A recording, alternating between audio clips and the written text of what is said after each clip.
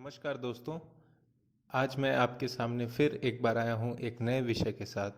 और आज का विषय है अपने इस जॉब में, अपनी इस नौकरी में बचत कैसे करें।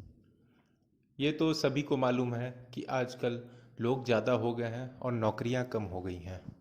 और इस कठिन माहौल में अपनी नौकरी बचाना एक तरफ, और जो नौकरी है उसमें कुछ कटौती कैसे करें, पैसे कैसे बचाएं, ये भी बहुत महत्वपूर्ण बात है।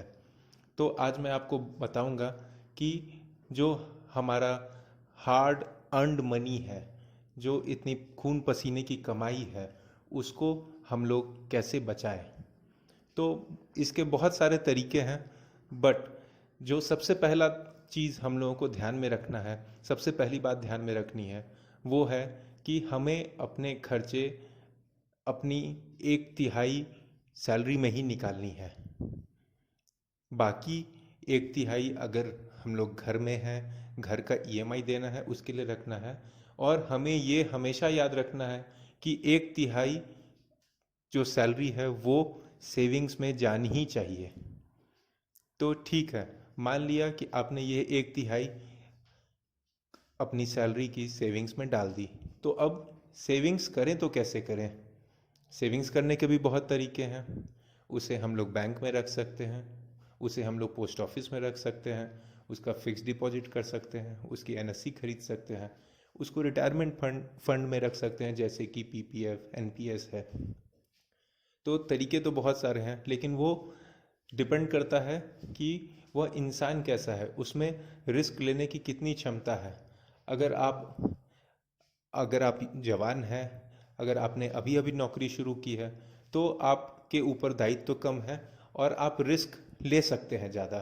तो आपको अपने जो सेविंग्स है वो म्यूचुअल फंड में लगाने हैं। और म्यूचुअल फंड में लगाने का ये फ़ायदा है कि आपको रिस्क तो ज़्यादा है लेकिन रिटर्न भी ज़्यादा मिलेगा। तो अगर आप अच्छे से मार्केट की स्टडी करते हैं और ये पता करते हैं कि कौन सा म्यूचुअल फंड अच्छा है और किस में इन्वेस्ट करना चाहिए, उस हिसाब से आप थोड़ा रिस्क लेकर आप म्यूचुअल फंड में पैसे लगा सकते हैं, क्योंकि उसमें आपको रिटर्न ज़्यादा मिलेगा। जैसे जैसे आपकी उम्र बढ़ती जाती है तो आपका परिवार बड़ा होता है, आपके बीवी बच्चे माता पिता बूढ़े हो जाते हैं। तो इसीलिए आपको थोड़ा बैलेंस फंड रखना चाहिए, जिसमें म्यूचुअल फंड भी हो, कुछ फिक्स डिपॉजिट भी हो, कुछ लिक्विड फंड भी हो, क्योंकि कभी भी पैसे की ज़रूरत पड़ सकती है। तो उसमें हम लोगों को फिक्स डिपॉजिट जो है अच्छे बैंकों में रखना चाहिए, नेशनलाइज्ड बैंकों में रखना चाहिए, जिसमें पैसे डूबने का डर कम से कम होता है। और जब हम लोग अपनी रिटायरमेंट की तरफ बढ़ते हैं तो हमारा जो पैसा है एकदम सुरक्षित हाथों में होना चाहिए, क्योंकि उसके बाद पैसे का कोई और सोर्स रहेगा नहीं। तो इसीलिए ज़्यादा से ज़्यादा फिक्स डिपॉजिट करें। उसमें फिक्स डिपॉजिट में भी कुछ अच्छी कंपनियां हैं, कॉरपोरेट्स भी हैं, जो कि टॉप रेटेड डिपॉजिट्स निकालती हैं, जिनका कि रेट ऑफ इंटरेस्ट थोड़ा ज़्यादा रहता है। तो आप अच्छे से स्टडी करके उसमें भी इन्वेस्ट कर सकते हैं। गवर्नमेंट का बॉन्ड निकलता है, उसमें इन्वेस्ट कर सकते हैं। तो ये सब हैं तरीके जिससे आप अपनी सेविंग्स को बढ़ा सकते हैं। और हमेशा एक बात ध्यान में रखना है, क्योंकि आजकल पेंशन नहीं है, तो हमारा एक हिस्सा हमारे रिटायरमेंट फंड्स में ज़रूर जाना चाहिए, जैसे कि एनपीएस है, पीपीएफ है। सैलरी में तो ऑलरेडी पीएफ कटता है, लेकिन ये फंड रखने से क्या होता है कि हमारे रिटायरमेंट फंड का जो अमाउंट है वो बड़ा हो जाता है और रिटायरमेंट में आसानी होती है, क्योंकि उसके बाद हमारे पास कोई सोर्स ऑफ इनकम नहीं होता।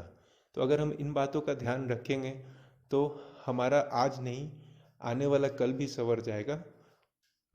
धन्यवाद। और आप इसी तरह मुझे सुनते रहिए। अगर अच्छा लगा तो आप मेरे चैनल को ज़रूर सब्सक्राइब करिए। शुभ रात्रि।